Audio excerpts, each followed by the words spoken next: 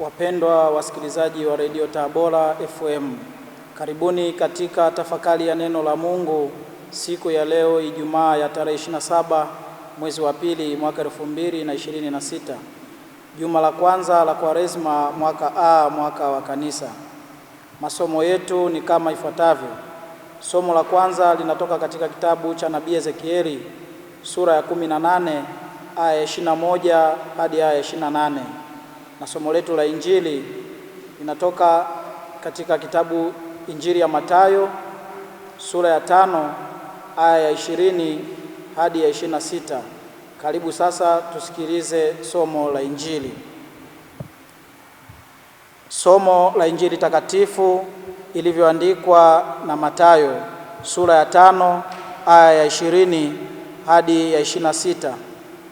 Siku ile Yesu aliwaambia wafuasi wake, maana nawaambia ya kwamba haki yenu isipozidi hiyo haki ya waandishi na Mafarisayo, hamtaingia kamwe katika ufalme wa mbinguni. Mmesikia watu wa kale walivyoambiwa usiue, na mtu akiua itampasa hukumu. Basi mimi nawaambieni, kila amuonaye ndugu yake asila itampasa hukumu, na mtu akimfyolea ndugu yake itampasa baraza, na mtu akimwapiza itampasa jehanamu ya moto. Basi ukileta sadaka yako madhabahuni, na huku ukikumbuka ya kuwa ndugu yako ana neno juu yako, iache sadaka yako mbele ya madhabahu, uende zako upatane kwanza na ndugu yako, kisha urudi uitoe sadaka yako. Patana na mshtaki wako upesi, wakati wapo pamoja naye njiani, yule mshtaki asije akakupeleka kwa kadhi, na kadhi akakupeleka kwa askari, ukatupwa gerezani. Amini na kuambia, hutoki humo kamwe hata uishe kulipa senti ya mwisho. Neno la Bwana.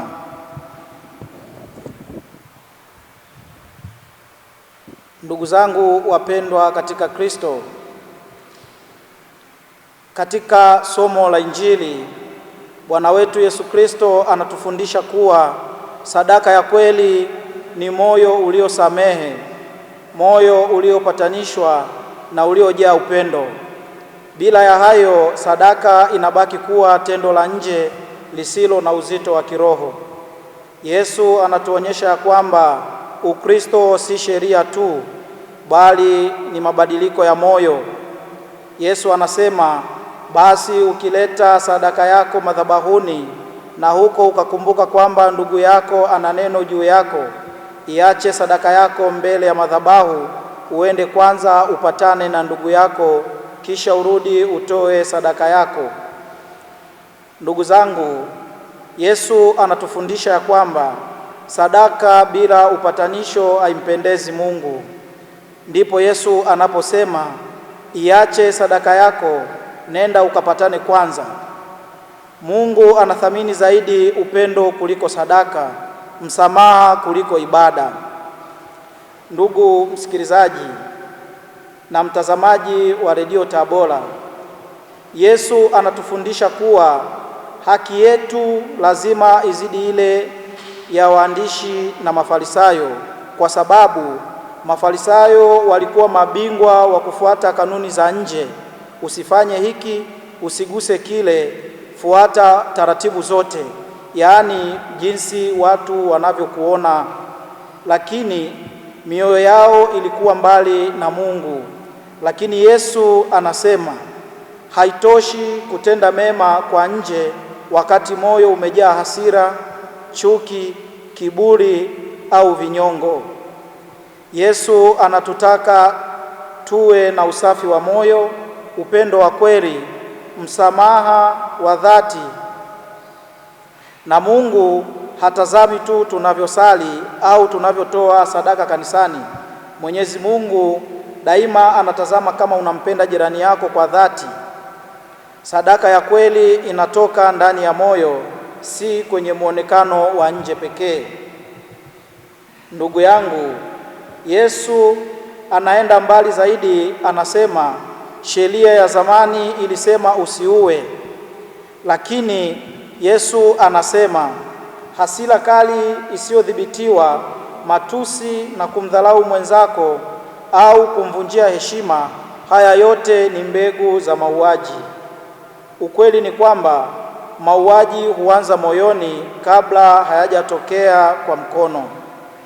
Chuki ni sumu ya kuua taratibu. Yesu anatufundisha kuwa kuua si kutoa uhai wa mwili, bali pia kuua heshima ya mtu, kuua tumaini lake na kuua mahusiano. Ndugu yangu mpendwa katika Kristo, unaweza kusali sana, kutoa sadaka kubwa, kuhudhuria ibada kila siku, lakini kama una kinyongo, ibada yako inakosa uzito mbele za Mungu. Yesu anasema, patana na mshtaki wako upesi, kwa sababu hasira ikikaa inakuwa chuki, chuki ikikaa inakuwa uadui, uadui huzaa maangamizi.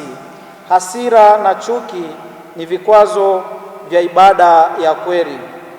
Ndugu zangu wapendwa katika Kristo, sadaka ya kweli huleta upatanisho, huifanya ibada ikubalike na huondoa hukumu.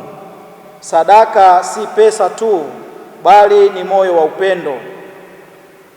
Upendo ni msingi wa ibada ya kweli, na Mungu anaangalia nia kabla ya zawadi. Tumsifu Yesu Kristo. Tafakari hii imeletwa kwenu na mimi Frateli Boniface Kabosha kutoka Jimbo Katoliki Mpanda, ninayesoma masomo ya teolojia mwaka wa 3 katika Seminari Kuu ya Mtakatifu Paulo Mtume Kipalapala.